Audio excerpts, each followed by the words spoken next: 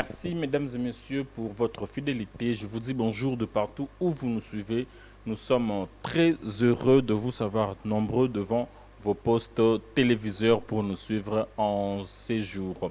Je reçois aujourd'hui dans cette émission Entretien le docteur Télé Bantapi qui est au cadre de l'Union pour la démocratie et le progrès social, UDPS en sigle.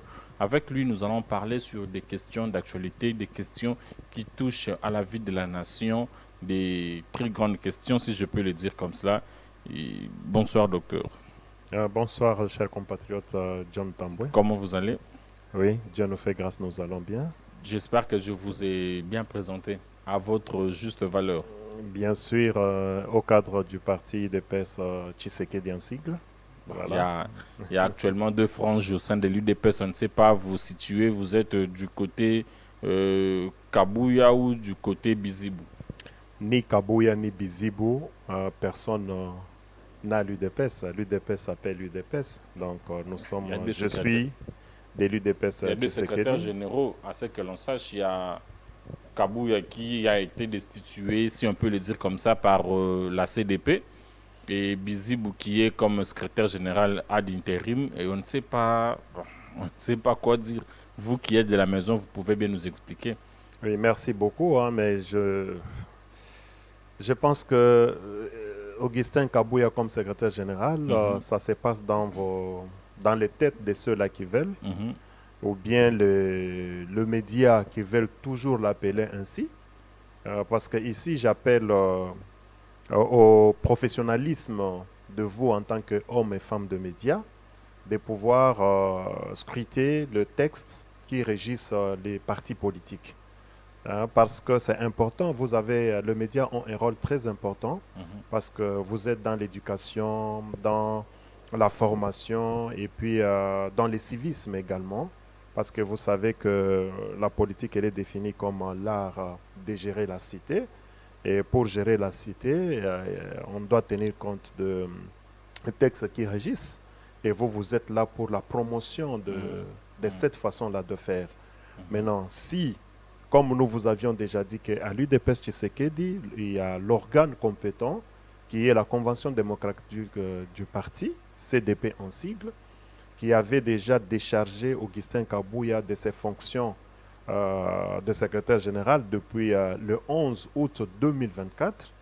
Mais quand même, ça, je ne dirais pas que c'est étonnant ou bien ça dérange que jusqu'à aujourd'hui, le 7 avril 2025, qu'on parle, qu'on qu'on lim- qu'on reste sur cette question en pensant que Augustin Kabouya est secrétaire Mais général. c'est parce que jusqu'à présent, c'est lui qui engage le parti. Vous avez été reçu par le conseiller du chef de l'État dans le cadre de consultations.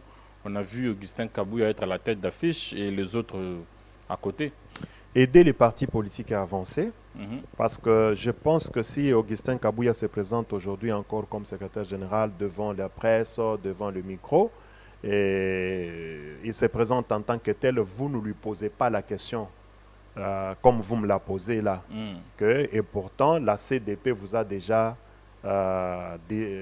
déchargé de vos fonctions de secrétaire général. C'est important toujours de lui rappeler ça. Ne soyez pas peut-être intimidé Je par ne le suis lui. jamais. Moi, Hein? devant, Donc je parle, si vous j'ai êtes un l'occasion de échantillon, le recevoir, vous je êtes lui un, poserai cette question. vous êtes un échantillon pour moi en tant que média. Mhm, Donc c'est important de parler dans votre forum de médias parce que c'est à cause de ça qu'il se prend la tête. ok. Donc il faut dire les choses comme il se doit. Aujourd'hui, si nous parlons encore, on essaie de parler El Bizibu, El Kabouya, à l'UDPS, ça n'existe pas. L'UDPS est une, et cette UDPS est appelée Union pour la démocratie et le progrès social, en sigle UDPS Tshisekedi, qui a comme président du parti aujourd'hui mis en disponibilité, c'est Félix Antoine Tshisekedi Chilombo, Mhm, qui est aujourd'hui élevé au rang de la haute autorité de référence mhm, du parti. Maintenant, quotidiennement, c'est géré par un secrétaire général qui en assume l'intérim. mhm. C'est Deo Bizibu Balola. Donc, essayons encore d'insister là-dessus. Et quand vous parlez, quand vous voyez UDPS, Déo Bizibou. voyez Deo Bizibu, qui est secrétaire général, qui assume l'intérim. Mais quand vous voyez Kabouya, comprenez que c'est un monsieur qui s'entête il est en train de perdre même le respect auprès de gens qu'il est considéré, parce que quand tu es un homme d'État, il faut savoir tirer l'épingle. L'UDPS Tshisekedi, l'organe compétent de la CDP, l'a déjà déchargé. La base de l'UDPS l'a déjà désavoué. Les organes ou bien les structures compétentes l'ont déjà désavoué et appuyé également aussi par les structures qui sont en appui du parti. Et de plus en plus, en dernier lieu également, l'organe auquel il appartenait, donc la présidence du parti, exécutif national, l'avait déjà désavoué depuis le 11 juillet 2024. Donc, ne parlez pas de honorable. Si vous voulez parler d'Augustin Kabouya, parlez de lui en tant qu'honorable député national. Aujourd'hui, il a eu le privilège que l'UDPS lui a donné pour être aujourd'hui une notoriété politique de place publique. Il ne faudrait pas qu'il puisse encore ternir son image, hein, parce que nous connaissons comment ça se passe. Merci beaucoup. Nous allons évoluer. Kinshasa est frappée par de fortes pluies, des inondations. Depuis le week-end, la ville est pratiquement paralysée, coupée en deux si on peut le dire. Comment analysez-vous cette situation? Oui, je tiens d'abord à présenter mes condoléances les plus attristées à toutes les familles qui ont perdu nos compatriotes. Et je compatis également à toutes les familles qui sont aujourd'hui en difficulté en termes de conditions sociales par rapport à ces pluies diluviennes qui ont entraîné ces catastrophes naturelles. Il est vrai qu'il faut prendre ça en compte en tant que c'est un phénomène naturel, les pluies, et surtout avec ces dérèglements mondiaux en termes de climat. Donc nous devons, ici on doit appeler aux dirigeants de beaucoup plus travailler dans le cadre de la prévention, parce que ce sont des phénomènes qui se passent un peu partout. On a vu aussi à travers le monde, il y a la Belgique, il y a la France, il y a les États-Unis, il y a un peu partout, que ce soit en Asie et également. Vous avez vu Birmanie, là c'était des séismes. Ça fait partie des phénomènes des catastrophes naturelles. Bon, maintenant qu'à cela ne tienne, il faut voir chez nous quelles sont vraiment les causes pour que nous puissions tomber dans une situation comme celle-ci. Oui. Parce que en tant qu'homme, en tant que dirigeant... Là, on est en train même de voir, c'est toutes les deux communes, si je peux le dire. De l'autre côté, la commune de Matete, de l'autre côté, la commune de Limete. En face, là-bas, c'est la commune de Massina. De l'autre côté, la commune de Ndjili. Oui, malheureusement, nous sommes en train de voir comment ça a dévasté la ville. Mais j'étais en train de parler que les dirigeants doivent savoir comment faire les politiques, dégager les politiques afin de sécuriser les populations par la prévention des phénomènes entraînant des catastrophes naturelles. Maintenant, peut-être chez nous aujourd'hui, nous pouvons avoir des raisons qui font que nous puissions vivre ce que nous venons de vivre. Quelles sont ces raisons selon vous? On parle de construction anarchiques sur toutes les deux rives de la rivière. Vous savez, c'est là où ça interpelle. Parce que quand je suis en train de voir ces images, à travers les réseaux sociaux, à travers la télévision, comme vous venez de dire, je me pose la question, les ministres, les différents ministres honoraires. Le ministre des Affaires foncières, d'urbanisme d'abord. Je parle des ministres honoraires. Parce que c'est lui ou bien ceux-là qui sont maintenant là, même s'ils ont mis des politiques ou bien mis des stratégies, ou qu'ils veulent maintenant commencer à mettre ça en pratique, ce n'est pas aujourd'hui qu'on voit les faits, les conséquences. Donc c'est pour cela que je recule un peu. Et c'est pour appeler au sens élevé du patriotisme et au sens élevé d'honneur. Parce que quand vous avez des fonctions étatiques, il faudrait que votre histoire, que vous laissiez des traces. C'est pour cela que je me dis, les ministres honoraires d'urbanisme, des affaires foncières, Et quand il regarde de l'environnement, et je vous étonnerai même le ministre de la Santé publique, Mhm. hein, Comment parce que ça, c'est important. qu'est-ce qu'il a à voir dans Ah, bien parce que sûr. les inondations, on peut voir le ministre de l'aménagement du territoire. Tout à fait, parce que le ministère de la Santé a Mm. en son sein l'hygiène environnementale. Ok. Donc c'est très important. Pour que nous puissions arriver à voir aussi cela, il y a la question d'hygiène individuelle et d'hygiène collective. Mm. Hein, comment est-ce qu'on peut tenir ça? Et voilà, les retombées sont collectives, donc sont d'ordre général. Mais- C'est pour cela que j'aimerais revenir. Quand maintenant ils se voient, qu'est-ce qu'ils ressentent? Ils sont à l'aise. Parce que Très à je ne l'aise. sais pas s'ils sont très à l'aise, mais s'ils sont très à l'aise, franchement, ils sont, c'est une interpellation individuelle, ils doivent s'interpeller, Mm. hein, parce que regardez ce qu'ils nous ont laissé. Et au-delà de ça, il y a aussi cette éducation de la population elle-même, parce que est-ce que nous devons construire partout? Il y a des endroits Mais quand qu'on c'est dit l'État qui vend impropres. partout, la population n'a qu'à acheter. Aujourd'hui, moi, John, bon, je dis ça, je dis rien. J'apprends qu'il y a des terrains qui sont vendus le long de la rivière Nsele, par exemple. Oui, Si c'est à 1000 $, oui. je pars acheter, je construis ma petite maison pour habiter. Bon, je ne sais pas si tu peux accepter, on te présente ta propre tombe et tu acceptes de la prendre alors que tu es encore vivant Mais du et moment tu as où- les souffles. Du moment où les terrains, le parcelle de ces côtés du centre-ville sont coûteuses, que faire? Oui, c'est ce On que fait avec ce qu'on a. Non, non, c'est ce que je dis. Donc, l'interpellation est aussi à l'individu lui-même. Mhm. Parce que quand on te présente la place, Mm. c'est ici là où chacun doit respecter son domaine. Ok. On te donne un endroit quand tu appelles un architecte, quand tu appelles un constructeur. Parce qu'il ne faut pas dire que non, je dois faire ce que bon me semble. Mm. Et puis par après, quand les conséquences arrivent, tu commences à dire, Gouvernement oh l'État, terre, oh le Camboy. gouvernement. Et pourtant, le gouvernement a déjà interdit Mm.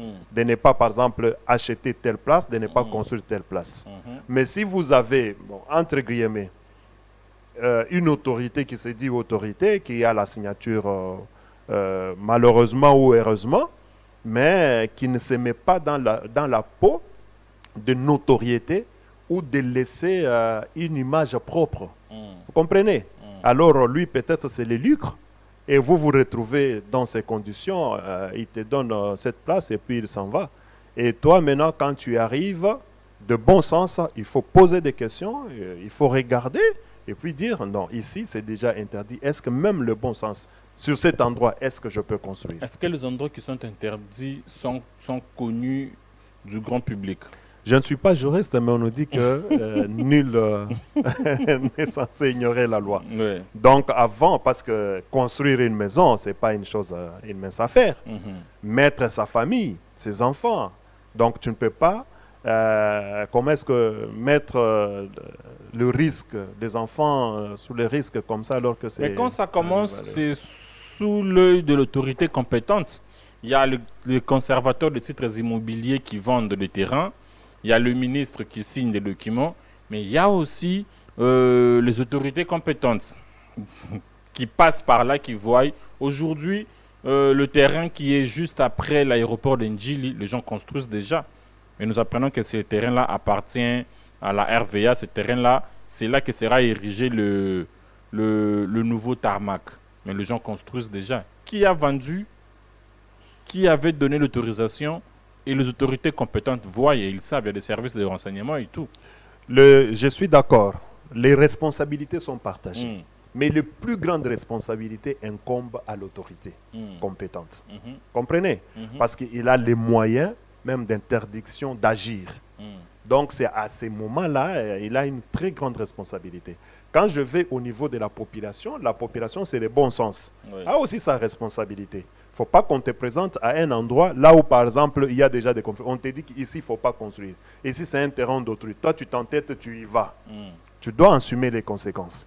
Mais c'est que nous demandons que l'autorité compétente agisse en fonction de ses prérogatives. C'est pour cela qu'il est là-bas et c'est pour cela qu'il est pris en charge par l'État pour réguler les choses. Mm. Mais non, quand il ne le fait pas, je pense que il peut être interpellé. Hein. Si dans notre Qui pays... va interpeller qui? Bon, je ne suis pas... si j'étais député, j'aurais proposé une loi qui puisse rechercher à interpeller les responsables. Quand il est passé là-bas, on voit un peu ses actes.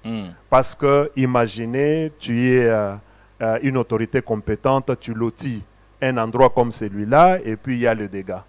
Vous voyez, c'est par exemple comme un ingénieur constructeur.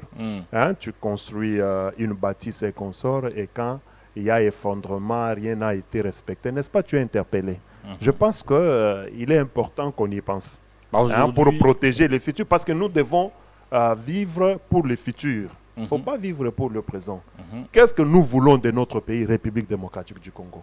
Qu'est-ce que nous voulons donner aux générations futures? Quel est en termes d'embellissement hein, de ce grand espace que Dieu nous a donné? Parce que il est démontré que nous sommes vraiment un pays béni de Dieu. Alors il faudrait que nous puissions vraiment faire quelque chose aussi d'important, même en termes d'architecture. Pour quand tu regardes comme ça, tu dis que c'est vraiment... Nous n'avons même pas des modèles types de construction propres à nous dans ces pays. Bon, ça n'existe pas. Non, non, il ne faut pas dire que... Je suis très réservé pour dire que ça n'existe pas. Je n'ai jamais vu. Parce que... ni entendu. Je ne sais pas, nous avons des institutions, bon, en termes des institutions de formation, telles que les écoles de formation d'architecture. Il y a les architectes, il y a les constructeurs. Vous pensez qu'ils n'ont jamais présenté un modèle de construction de ville? Donc, je pense peut-être qu'il faut aller dans les annales ou bien aller à l'Institut supérieur urbanisme et architecture. Je pense à ces niveaux-là, ou bien IBTP. Ce sont les gens qui sont dans le bâtiment, non? Peut-être ils peuvent nous donner des modèles. Quelles sont aujourd'hui les pistes de solutions pour trouver, plutôt éradiquer ces systèmes, ces fléaux? Parce que nous avons ça en permanence. Ouais. Ce n'est pas la dernière pluie, ça va encore revenir. Quelles sont les pistes de solutions que vous proposez? Oui, je venais de citer un peu quelques ministères ici, en tant qu'autorité compétente. Il faut réunir les secteurs concernés afin de mettre en place un plan de contingence, un plan multi-risque de contingence. Si ce plan-là n'est pas mis en place, si le plan-là n'est pas encore élaboré, qu'on puisse l'élaborer. Si le plan-là est déjà élaboré, c'est depuis quand qu'on l'a élaboré qu'on puisse l'actualiser. Et quand on l'actualise, ce n'est pas un plan qui doit rester dans les tiroirs. Maintenant, il faut le mettre en pratique. Ok. Voilà. Alors, on évolue. On va prendre le deuxième sujet, la main tendue du chef de l'État, Félix-Antoine Tshisekedi Tshilombo, à l'opposition, qui est refusée par une frange de l'opposition. Docteur Télé Bantapuis, comment voyez-vous cela? Vous pouvez me rappeler pourquoi la main tendue du chef de l'État, Félix-Antoine Tshisekedi Tshilombo? Pour former le gouvernement d'union nationale et afin de trouver des solutions à la crise de l'Est. Oui, la question des solutions de la crise de l'Est, moi je souhaite commencer par là. Et ici, nous allons y arriver. Je tiens, oui, parce qu'on a cité déjà la crise de l'Est, je tiens également à partager également ma compassion à toutes les familles qui ont perdu les leurs au niveau de l'Est, à toutes les familles qui sont aujourd'hui dans des conditions sociales très, très inconfortables. Et pour répondre, avoir la solution par rapport à ça, ça demande un sens élevé du patriotisme. Ce n'est pas vraiment une question de tout ce que les gens veulent se mettre en vedette, que parce que le chef de l'État nous a tendu la main et nous voulons nous montrer combien nous sommes très importants. Ce qui est important aujourd'hui, c'est l'essence de l'unité pour apporter cette cohésion afin de casser la perméabilité ou la porosité de notre système politique par lesquels les ennemis de la République sont en train d'entrer. Ici, peut-être, j'aimerais me faire comprendre quand je parle de la porosité ou de la perméabilité, c'est-à-dire le sens de revendication de certains d'entre nous Congolais, qui pensent que parce que je ne partage pas le même point de vue que Félix-Antoine Tshisekedi, le président de la République, je ne veux pas parler de frustration, bon, si c'est le terme qu'il y a, mais comprends un peu dans quoi je vais. Allez-y. avait parlé, et tu penses que je dois lui faire du chantage. Donc, pour lui faire du chantage, je suis passé à la télévision, j'ai parlé, il n'a pas écouté. J'ai mobilisé les gens autour de moi, une cinquantaine, une trentaine, ou bien une centaine, ou des milliers, il ne m'a pas écouté. Alors, à ce moment-là, je dois aller chercher à prendre les armes pour lui faire du chantage ou bien pour lui montrer combien je suis fort. Donc, c'est cette mentalité-là. Parce que quand tu vas aller prendre les armes, contre ton propre pays, contre ton propre peuple, parce que ce n'est pas Tshisekedi sur qui tu tires, bien que tu veux à tout prix le voir disparaître. Parce que quand un rebelle prend les armes pour tuer sa propre population, c'est-à-dire il tire sur le président de la République, le représentant de toute la République démocratique du Congo. Mais parce que tu ne veux pas l'atteindre, tu vas aller maintenant toucher à ceux-là qu'on peut appeler les innocents dans vos disputes. Parce que la question de la République ne peut pas se traiter en termes de ce que moi je veux en tant qu'individu. Nous devons voir quel est l'intérêt suprême. Je venais de parler ici. Comment nous devons construire notre pays, République démocratique du Congo. Quel est le devenir de ce pays? Qu'est-ce que nous allons léguer aux générations futures? Comment est-ce que je peux laisser mon nom dans les annales de la République? Maintenant, quand tu choisis par ton attitude de pouvoir présenter une autre forme d'expression, passant par les tueries, le massacre, comme ça se passe aujourd'hui avec notre compatriote Nanga, qui a accepté de jouer ce rôle de marionnette de Paul Kagame, le président rwandais.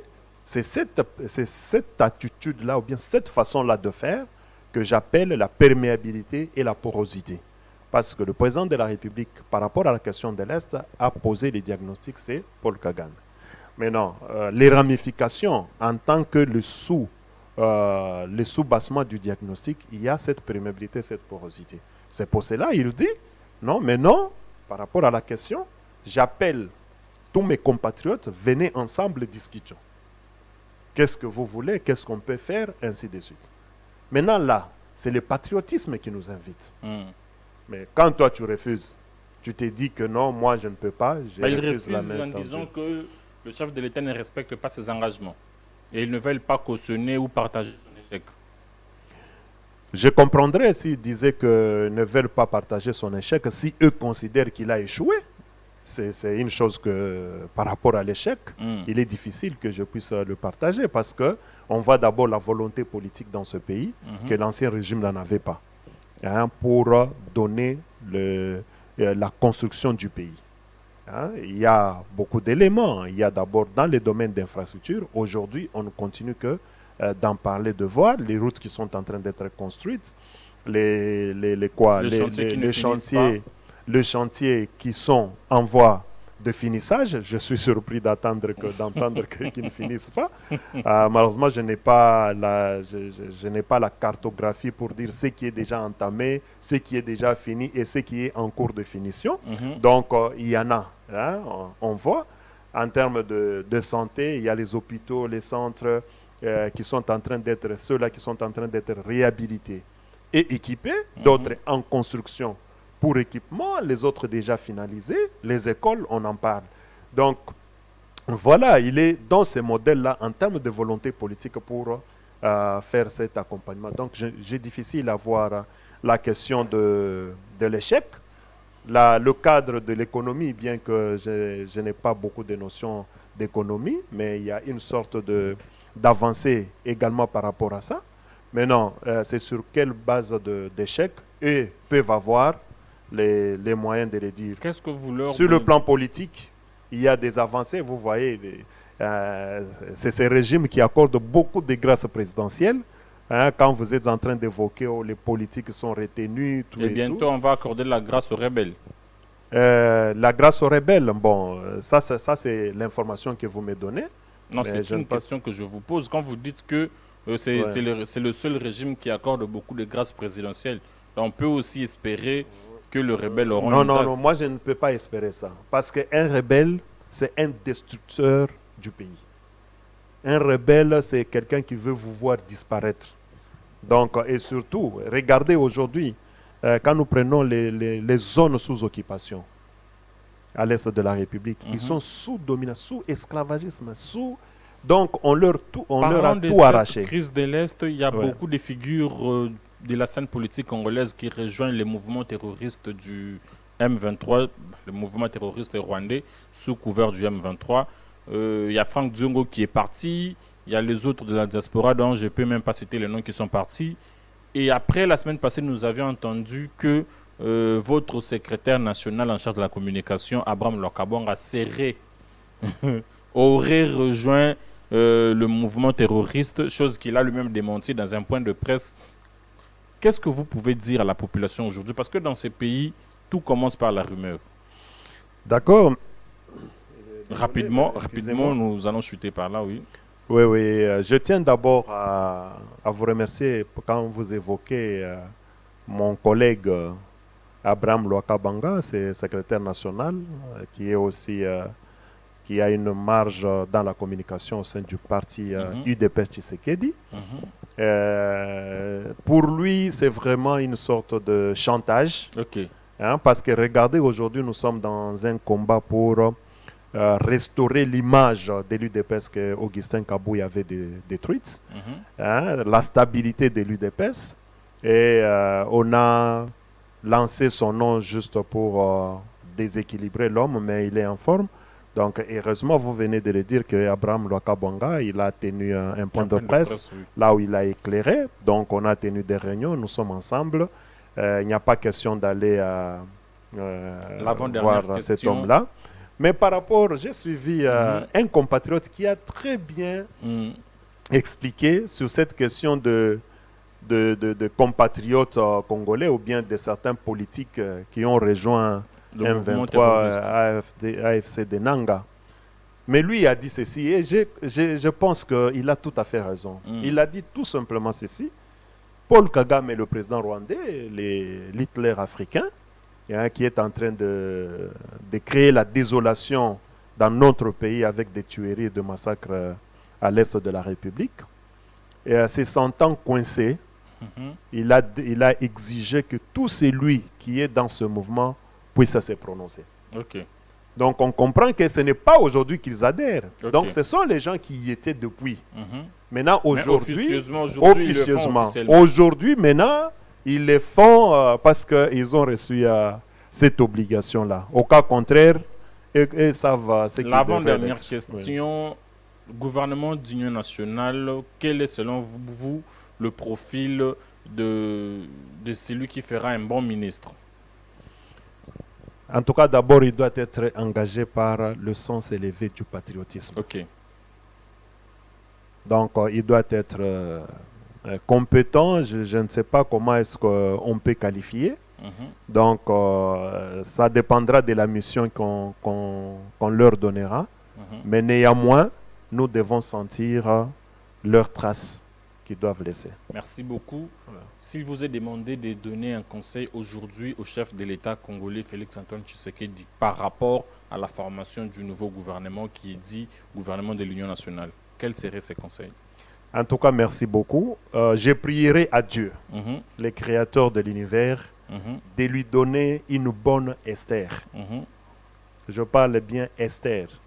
Cette dame qui chuchotait le meilleur aux côtés du roi et qui avait sauvé l'Israël à travers Mardoché. Merci beaucoup. Nous allons clôturer par ici. Vous êtes venu à Misunga Télévision, MTV en sigle. Vous avez visité le locaux. Quelles sont vos impressions?